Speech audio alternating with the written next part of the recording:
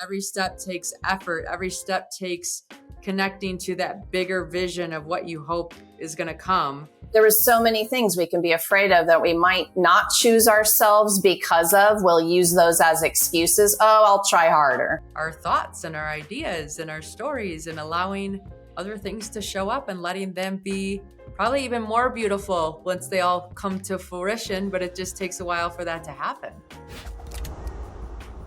Hi friends, today I have Laura DiFranco as a guest on the podcast. She is a multiple-time bestseller on Amazon, a third-degree black belt, a holistic physical therapist, and has used all of her story to help others share their holistic view of the world. So now she's a publisher. Think Hay House Publishing, but for more people. So I'm so excited to get into this conversation, share all the different things we talk about, which really starts with taking a deep breath and embodying your body. So listen in and enjoy. So friends, today I have Laura DiFranco. Well, we can say DiFranco. I just thought it'd be fun to play with the name. So hi, Laura. Thanks for joining us today. Hey, I'm so glad to be here. This is going to be fun. It is going to be fun. I mean, come on. You have a third-degree black belt and have published over 50 books. How can this not be fun? It's absolute insanity. Oh, I like having fun like that. I'm kind of a doer. Kinda. Yeah. Your resume is like longer than I mean, it's unbelievable in the best way possible. So I love this. Here's the bio, friends that are listening. She has a clear preference for being badass, but she's also a champion of entrepreneurs who want to grow their health-based practices. Like every single thing I've read about you screams badass. So thank you for being your badass self and sharing it with our audience today. Oh, you are welcome. Yes. Okay. So I'm writing a book myself. It has been a war of art. Okay. We go back and forth and how you flow things. And is it choppy? And do we have a cadence? And not only are you trying to get the story across, but you're trying to get the flow, right? It's orchestrating this 280 pages and making it flow like a symphony, which is next to impossible. So tell me how you wrote 50 books, because I don't think I ever want to write another one again after this experience. So I've published over 50 now. I have personally written 10. And so as a publisher, I'm helping people with that process and getting that all out in the best ways. But I'll tell you one most important thing is don't get hung up on your perfectionism, or else it will never be published and it'll never help people. Like that every day that goes by that is stalled in terms of moving your brave words out there in the world is preventing someone from getting your help, right? And your inspiration. So I see so much perfectionism in this world that I want to scream sometimes. Yeah, we can make those words flow. We can give it a through line. We can show our scenes in the best ways. And these are all little, ways that I help people. But I think that's the one thing that irks me the most about publishing in general. It's like, you know what? You could change or save a life if you would just get over it and get that thing published. Okay, that's some framing. I love that. You can save a life if you just get over the perfection and get it published and allow it to still be a piece of work, right? Like it doesn't have to be this perfect thing, because that perfect thing doesn't exist, because it always changes. And I have a lot of moods. So what happens is I'll sit down in one mood and write it a certain way, and then I'll come back to it the next day and I'm in a different mood and write it another way. And it's been a journey. It's been a lot of self-reflection. I mean, you're putting your beautiful energy and moods into that book. And I always warn people about their writing time. Like when you've protected some time on your calendar and you're doing the thing, check in with yourself, check in with your body. Are you tired? Are you not really feeling it? Are you a little frustrated or even a little fearful? Like that not good enough thing comes in that moment, that self-sabotaging BS, like you don't want to infuse the pages with that kind of energy. So it might be okay to pause a moment and just say, how do I want them to feel? Because it really isn't about you. It's about the reader. So like, how do I want them to feel? Inspired? Cool. Let me see if I could do a couple of little minutes of breath work here and get myself inspired. Yes. No, I'm a firm believer. To be inspiring, you have to do inspiring things, right? And then you have to communicate those inspiring things to instill the possibility in others. Yes, exactly. Like climb your mountains. Oh my gosh. Amazing. Yes. Okay, so holistic physical therapy. Explain what that is or give us a background because I don't know if I can do it justice.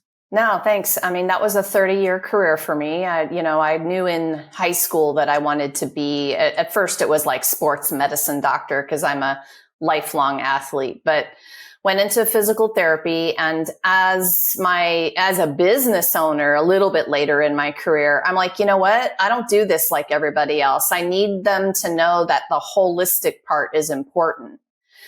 And that means a couple things to me. It means that, if you come into my office and you have a prescription from your doctor that wants me to look at your ankle, like ankle sprain, I better be looking from the head to the toes and out to the fingertips, because holistically, your entire body helps to heal that ankle.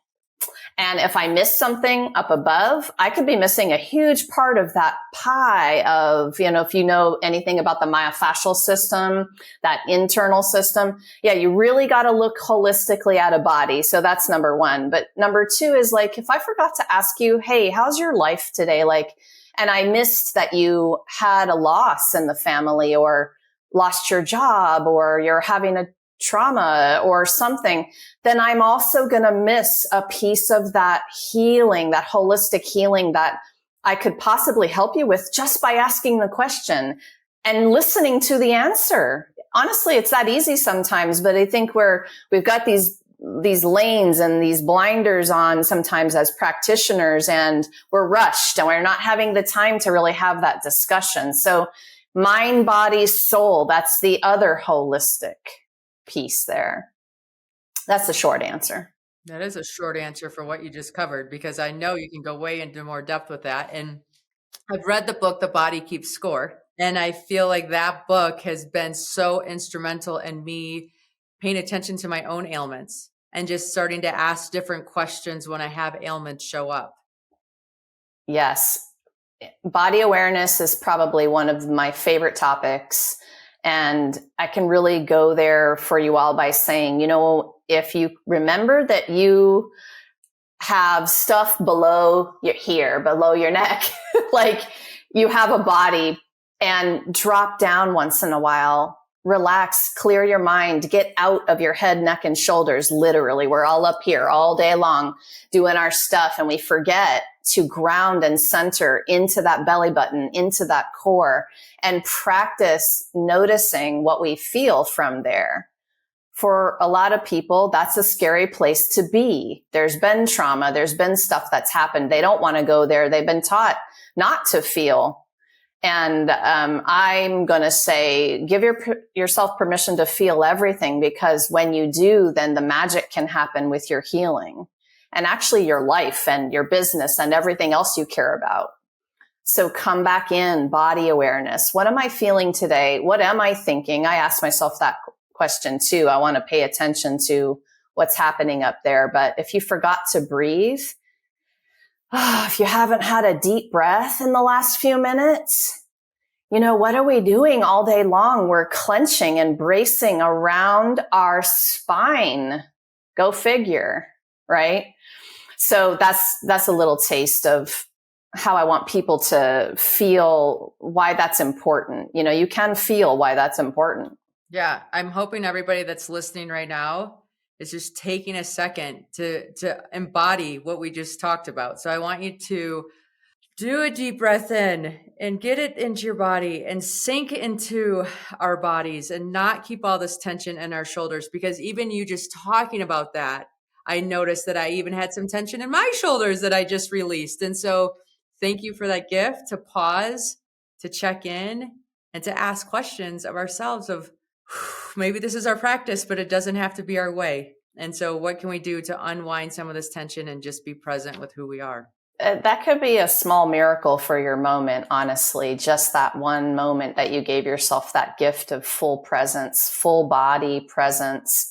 With awareness, then you get a choice from there. You can respond to what's going on in your life versus reacting and triggered all the time and this, scrunchy shoulders. It's my go-to foundational way of wanting to be in my day and show up in the world, is from that place that I'm down in here a little bit more. It makes me a better listener, makes me a better mom, makes me a better everything. Now, for those of us that do this, right, sometimes it feels a little wobbly because we're not as tense and holding on. And so getting comfortable with that wobbly or more open or more allowing space within our bodies and then in our lives, what kind of tools or tips do you recommend for people that are new to this and not sure how to manage that sensation? The wobbliness.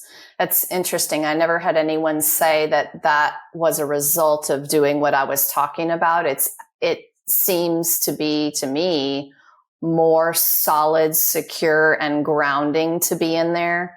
So I think what I want to say about that is there's a mindset thing that happens. You're just not used to feeling yourself there. We have trained ourselves into this mess that we're in every day, this body, mind, chaos. And we've set a new normal, which is really not healthy at all, of that chronic slight bracing, that slight tension. And I think we have to remember that it starts, well, I don't know if it starts in the mind or the body, chicken or the egg or whatever, but you have to relax and clear your mind for a minute and just notice what you feel. You got to come back in to even deal with wobbly. We could maybe label that any way we want. Anyway, yeah, I'm just using a word where it's not, when you're normally like bracing and all of a sudden you're not bracing, and that's a different feeling. You're going to use a different adjective to describe that, whatever that may be. But there's that feeling in between secure and owning our body and tense and controlling our body. And so just helping people understand that that's part of learning how to do different. And that sensation will show up for you in different ways, and you'll label it in different ways based on your experience. But the idea here is that the experience isn't wrong or bad, or you're not doing it. Like, I think so many of us are like, well, is it correct? Is it wrong? Am I in the right path? And just understanding that what it is what it is. Yeah, I'm going to say go for the wobbly, man. Just let it be, explore. There's no perfection there. You're right. It is what it is. Explore. And I want to inspire people by saying that when you're there, it might feel new, but what you have in store is standing in your power. Maybe for the first time in a really long time, you're going to see that it's worth the practice of being in there. Yes. I know I do a lot of meditative, relaxing, connecting exercises when I go to climb big mountains, because I just have to remind myself that I get to be here. What an awesome opportunity.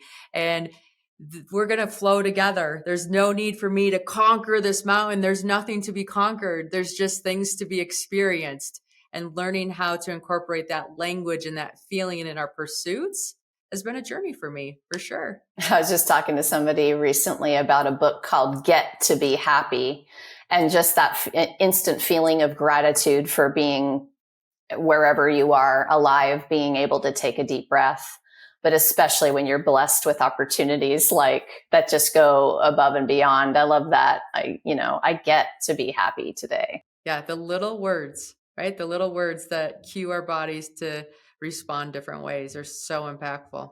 But okay, so what made you decide to get a black belt? I mean, that's a lot. Well, so my little dude was 5.5 at the time, and we were looking for something for him to do, socialize, get to meet other little kids. And we went by to watch a Taekwondo class one day, and we finished watching and we walked out, and I looked down at him. I'm like, well, you want to do it? And he looks up at me and says, well, I'll do it if you do it, Mom. And 6 years later, we earned our black belts together after training together. He was 11. I was 38, I believe, at the time. And we were the only mom-son team at the dojang that we practiced in. And he was the youngest also to ever, I think, do that. it was quite a journey. I wrote a book about it. It was like, I don't know that I ever decided to earn my black belt. I'm just like, I'm going to do this with my kid. And this is going to be like one of the most amazing things I ever do. And, he stopped after that. And I went on to earn a 3rd degree black belt eventually. And I just was addicted to the whole mindset of it, the physical aspect, gosh, everything. I fell in love with it. What was the most challenging part of it? Because a black belt is not given away. Like, I'm sorry, I know this much. After 6 years of training and a 9-hour test, we earned that belt. But honestly, if you talk to most black belts, they'll tell you at that day is when you figure out what you don't know, not what you know. And so beginner's mindset, right? And learner's mindset. And no matter what, maybe there's something I haven't learned yet that could change everything. I love that mindset, that attitude. The challenge some days was intensely physical because in our YMCA where we practiced, where one of these old school masters, he would leave his dojang and come to the Y to teach Taekwondo at this place that was in our neighborhood, right? We sparred against everybody. So it didn't matter what size you were or what age you were. And of course, self-control there with the little tykes. But the other adults, some of the teenagers, they were either my size or much taller. And we were full on sparring gear, full sparring. Like, this is no joke. This is like get kicked to the head or don't, So I found that amazing, exhilarating until I got a little bit older and wiser and realized that if I got hit one time in the wrong way, it was going to be it for me. So those physical challenges, but also just the mindset you needed to maintain yourself in a 9-hour test. What I tell people about that is I got to figure out what I was made of. I got to know myself. And I know you know this from what you've done too. It's just like when you have a challenge that brings you to a place you've never been in terms of your own mental, physical capacity, you get a big choice there. You either get to learn about yourself or you quit. And I'm not a quitter. So obviously not a quitter based on your pedigree over here. But yeah, no, I agree. And I think the most interesting thing about climbing the mountains was less the mountain. It was more this internal dialogue that would go on in my head because you did not have distractions. Like, we're so used to, like, there's a gift to distractions at home. You don't have to face things you don't want to face. You could stay busy. You could fill your whole day so that you don't have one bit of time to process anything that's uncomfortable. When you're out on these mountains and all you see is this beautiful landscape and there's no other input coming in, you listen to what's going on inside, and it is an interesting discovery, I guess would be the best way to say it. I like the word interesting. It's interesting for many, many reasons, to be against your own mind in a challenge like that, oh my gosh. Yeah. I highly recommend people dive into these kinds of experiences if they're up for the kind of change and adventure that they can be. Get out of zombie land and challenge yourself. Like, see what you're made of. I love it. Oh, I do too. I'm running some experiential retreats. I'm like, we can sit in a classroom and have people talk to us, but I want you to embody it and physically feel the fear and learn how to physically move through it and all these different things. And they have been, it's humbling to see the work that's being done and to see the breakthroughs that happen. It's addicting. You're like, I want more, I want more, I want more. This is so awesome to be a witness of somebody doing the work. Because it's transformational and it's right before your eyes. And like, to even be a part of that is a blessing, with other people. And I love, maybe that's second favorite topic ever, because one of my books is called How to Have Fun with Your Fear. And so that's one I wrote when I realized, like, what if I could have fun with this feeling? Then what, right? What would be possible? So yeah. Oh, wow. Get into that book a little bit more because I would like to learn more about this. So having fun with fear. So what are the questions that you're asking and what are you looking at to make that possible? I think the biggest thing in that is that I started to call this kind of fear purpose-driven fears. It came from honestly a blog that I read from Elizabeth Gilbert one day. She had titled this blog, "Your Fear is Boring." And I was like, what? And I read this blog and I'm like, yes, boring. I changed it to "Your fear of not good enough is boring." Because, and we talked about it, but what if what you're still a little afraid to share could change or even save somebody's life? Like, this isn't about me anymore. I need to get over those purpose-driven kinds of fears and share my story, share my message in a bigger way, because someone's waiting to hear this story in exactly the way only I can share it. Everything has been written and said and done before, but not by me, not by you. And so I just started to step up in bigger ways to share stories when I realized that. I love this. I've read that article. I think Elizabeth Gilbert maybe put that in her book, Big Magic, too, about eventually we get bored of the story, we're sick of telling it, and we decide that we're going to shift, right? And we all become aware and make the change when the time comes, and it's perfect, however it shows up for each one of us. Exactly. The timing is always divine. And that's why, you don't have to push it so much, but you do have to pay attention. You kind of have to wake up to what is in your face sometimes. And still hustle, right? That's what I loved about the book. It wasn't, hey, I'm going to go sit and do like ohms on the sofa and manifest this idea and never lift a finger or move my body. She's very much, you're going to call in what you desire, and then you're going to hustle to that bus to make sure that you don't miss the stop. Exactly. You have to still show up in the world and do the things and take the aligned action and move yourself and have conversations and meet people. I think, we're talking about this in a time where it's super important to get back at it, get back up there, get back out there, show up, talk to people, take some actions, take some risks, have fun, have an adventure. Chalk it up to experience if it doesn't work out the way you want it to, right? Own the lesson, continue on. One of the interesting things that I liked about your story was you had the courage to get a divorce. I think a lot of people stay in marriages that are unhealthy or unfulfilling or not going to get them to where both parties need to be to make the most out of this life. And it is easier to sometimes stay in a broken marriage than it is to separate one. So anybody that has been divorced, I'm always like, wow, it takes so much courage to let go of the story that you're in right now to step into a new one. So how did that work for you? Because it's a big part of who you are. Yeah, you gave me a moment there that I didn't realize was still in me. Thank you for saying that. I'm not sure anybody has said that to me before in the way that you just said it. And you just hit a little piece of my heart that was like, whoa, yeah, that did take a crap ton of courage.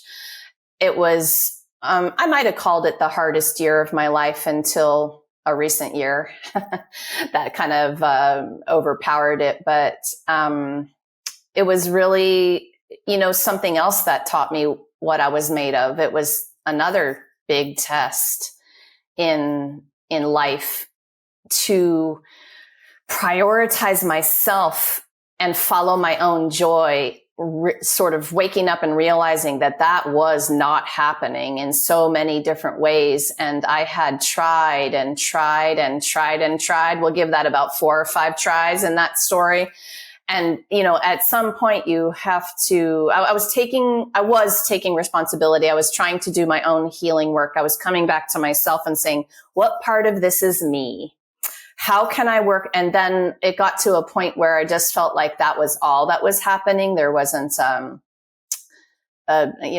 yeah, that's the perfect word. And thanks. Yeah, it was good after it happened. It was, but getting to that point, I feel for the people who are making that decision. I was afraid of wrecking my life. I was afraid of the financial situation that would happen. I was afraid of wrecking my kids. There was so many things we can be afraid of that we might not choose ourselves because of. We'll use those as excuses. Oh, I'll try harder. Yeah, no, I mean, it's the mountain, right? So climbing the mountain is this, I mean, it's rewarding because you know that there's a summit in front of you, but every step is an intentional step. Every step takes effort. Every step takes connecting to that bigger vision of what you hope is going to come. And you hope, right? Like you don't get to the summit till you get to the summit. And it's just such an interesting piece and way that we process and letting go of so many narratives that were holding us into a spot and allowing that narrative to be successful a different way. And whether we're doing that with a business or a marriage or a pursuit or whatever else like that, just a big reckoning of our thoughts and our ideas and our stories and allowing other things to show up and letting them be probably even more beautiful once they all come to fruition, but it just takes a while for that to happen. Exactly. That's what you were making me think just now. It's like, I've come on to the other side of it. I'm almost 8 years on the other side of it at this point today. But if you care about that person and they are the father of your children, and you know that having a relationship ongoing is going to serve everybody, you're still in the game. You don't just make that move and then, there is a forever thing to this. If I was going to say, if you're interested in that piece, I know some people cut it off and that's it. And it's just like, no, but he's an awesome dad and he supports our kids. And I didn't want that to be a negative thing moving on. And then with the recent challenge that we had as a family, we had to revisit what would it look like. We got to get on the same page. We have to come together again. That was a surprise to have to do that. But that was a whole nother adventure of like, oh, am I going to be able to do this? Am I actually going to be able to talk to him and stay civil, and all the things that people go through when they're navigating having kids after. Yeah. And in particular, having your kids going through a struggle that you need to co-parent through and learning how to navigate all those relationships. Because when our kids are struggling, it's a different level. It's a different story. It's a different thing. This takes a warrior. I use that word a lot. It takes somebody willing to not give up, willing to stay awake, willing to communicate even when it feels really awful, willing to stand up for themselves. So many things, right? Maybe that's another book. Okay, there you go. The inner warrior. How are you staying true to yourself? What are you doing to stay centered, to say, hey, here's who I am with all the things that are going on in your outside world? I'll use the M word. Meditation is important for me, but I'm a little bit different. I'm not sitting on a pillow with crossed legs chanting. I am in my journal with a channel to a bigger source. And one day I realized, and every time I sat to meditate in the traditional sense, I'd want to write. And I finally figured out that meditation can be whatever the heck I want it to be. So now my notebook is there with me every time I sit down to meditate. And that channel and being able to move things from in here to outside on the page is my meditation. So I'll say meditation in my way first, but nature, exercise in nature, specifically music, connecting and serving in all of the ways. My dog is part of my self-care routine. I love that little dude. I could go on and on. I mean, that's actually part of who I am, is having a toolkit.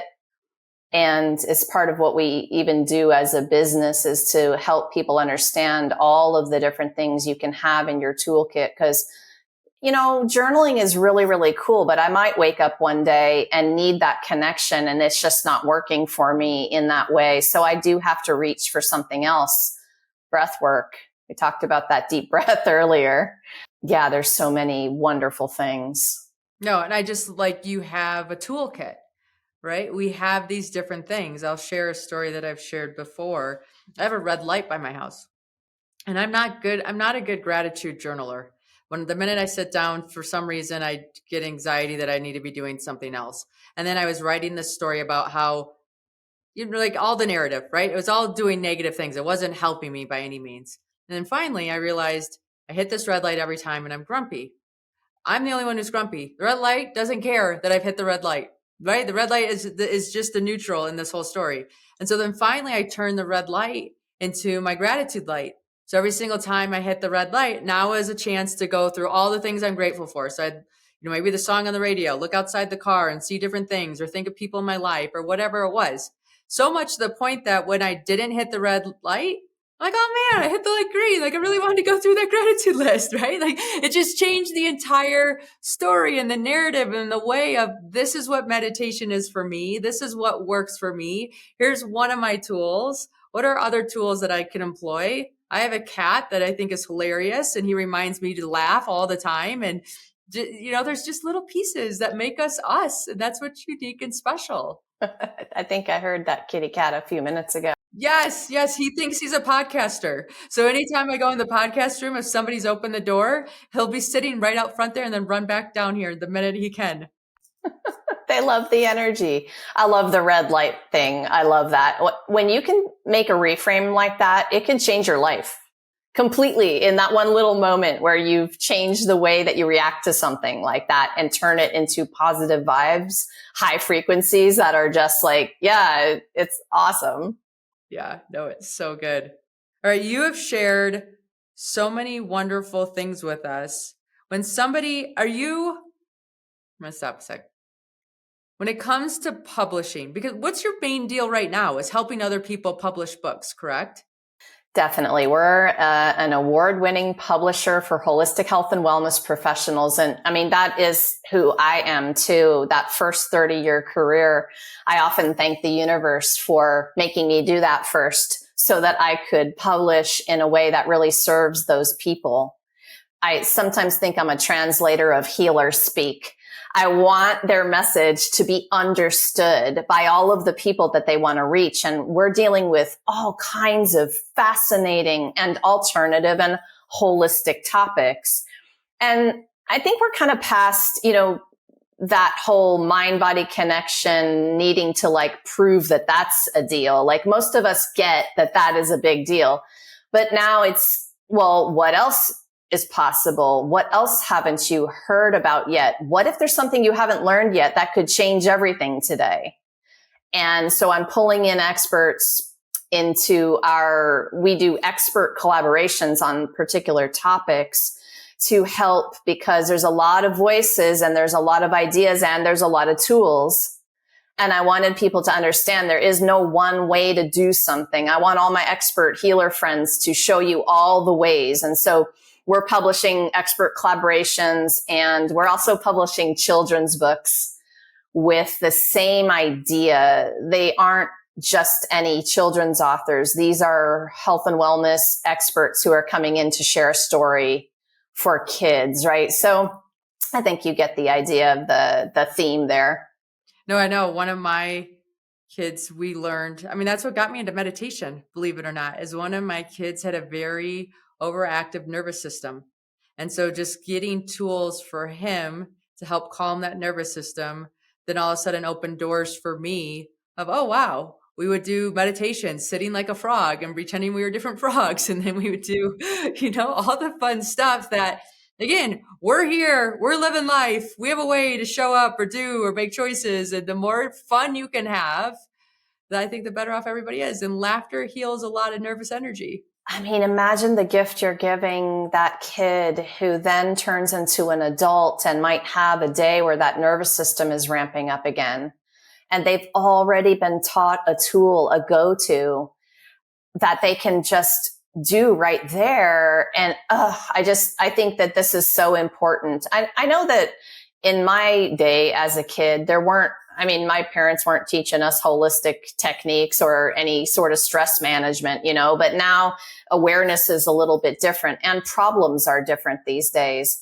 So we are going to need to teach our kids about intuition and trusting themselves and about how to be brave in this crazy world that we live in, and how to take a risk and be on an adventure and do life, differently, but then how to regulate the nervous system and how to do all of those things. So yes, yes, yes. Frog pose. Let's go. Yes, I know. I love it. They'll tell me, he's like, Mom, we need a frog pose right now. It's a language. It's a word that we have in our family that I know what needs to be done, or I know where he's at mentally or emotionally, so that we can make the environment conducive to what's next. Okay. So how do people get a hold of you and follow you and see what you're publishing and all these great things, the resources that you're sharing with the world? Oh, thank you. LauraDiFranco.com, bravehealer.com. Come visit. I'm on Facebook and Instagram and LinkedIn, and you can type in my name or Brave Healer and it'll get you there. Excellent. Thank you so much, Laura, for your time today. Thank you so much for having me.